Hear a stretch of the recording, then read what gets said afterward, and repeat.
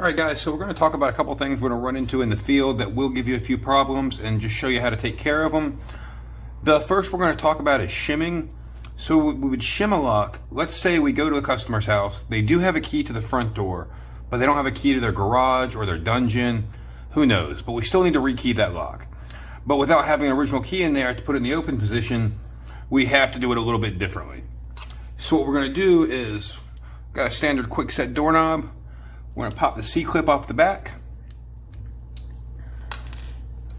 And we're going to take an uncut key, completely blank. We're going to put that in the keyway.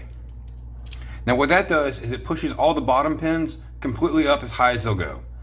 And then we're going to take the shim and put it in the back right above the core. You'll feel where it kind of stops when it goes in. That's hitting the last pin. So we're going to slowly pull the key out while pushing the shim forward. And what that does is as we pull the key out, it lowers the bottom pin. And before the top pin can catch up, we're sneaking the shim in there to create a shear line. So I'm just going to gently apply pressure with my index finger and slowly wiggle the key out.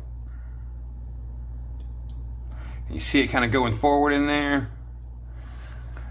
And you can kind of check your progress because once those are shimmed, those pins are jammed up, you can't push the key in any further. So there's only maybe 2 pins left that haven't been shimmed, so we're going to keep going.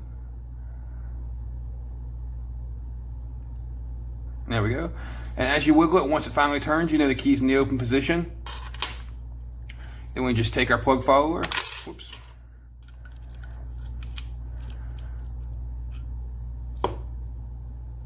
and do what we normally do.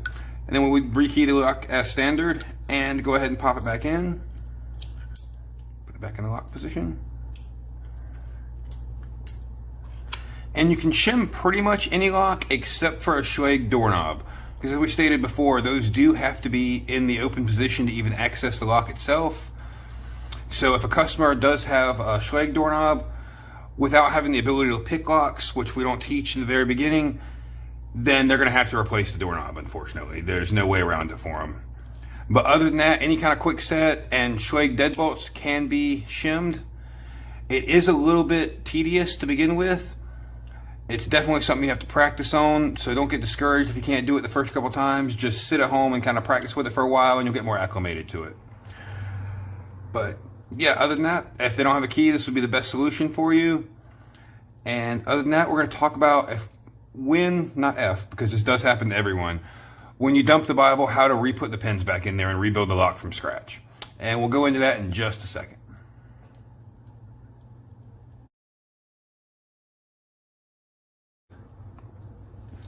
All right, guys, so now we're going to talk about what inevitably happens.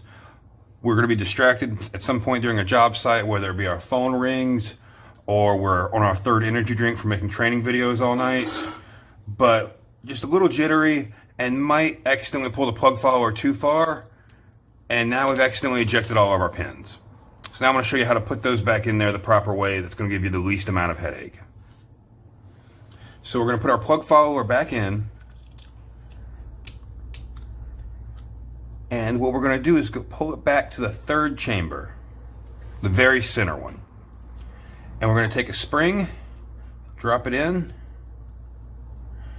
and then take a pin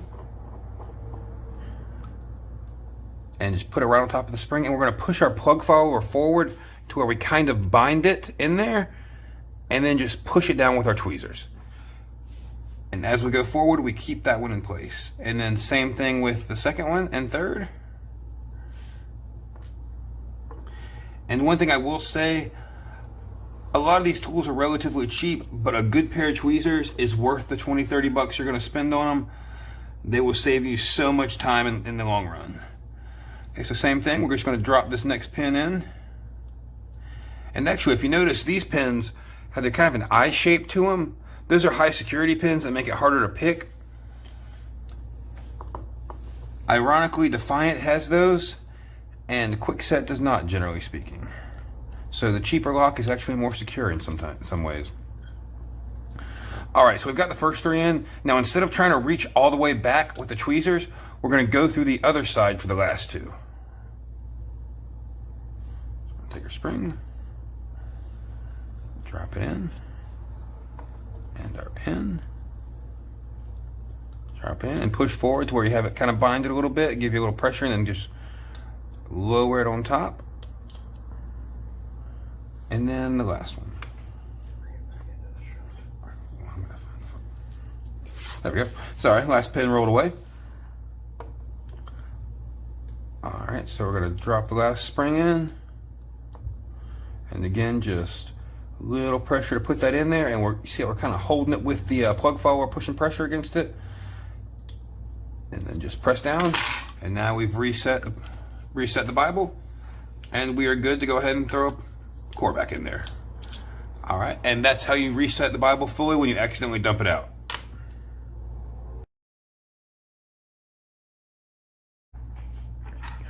All right, guys, so we touched base on this a little bit earlier about 6-pin systems. I actually went ahead and loaded one up to show you exactly how it works with that. Like I said, we only run with 5-pin systems with Realty Rekey. That's the keys you'll be provided, so we don't worry about 6-pin systems. We're going to go ahead and run this out. And as you can see, there are 6 bottom pins in there. And that means there's going to be 6 top pins in here. So what we're going to do is the very last one, position number 6. We're going to just slowly back our plug follower out. And you can kind of see that last pin right in there. We're going to just pull just enough to launch that one out. And that's going to convert it back to a 5-pin system. So then when we go do our rekey, we got a 2, 4, 5, 2, 1.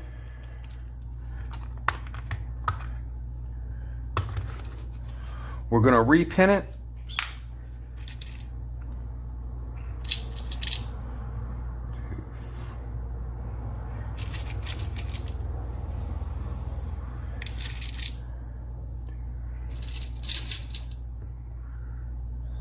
And we're going to ignore that back chamber. Like I said, we just do 5-pin systems, so just as long as there's no top pin in there that's been removed, everything should work smoothly. So we're going to put it in, and it works perfect.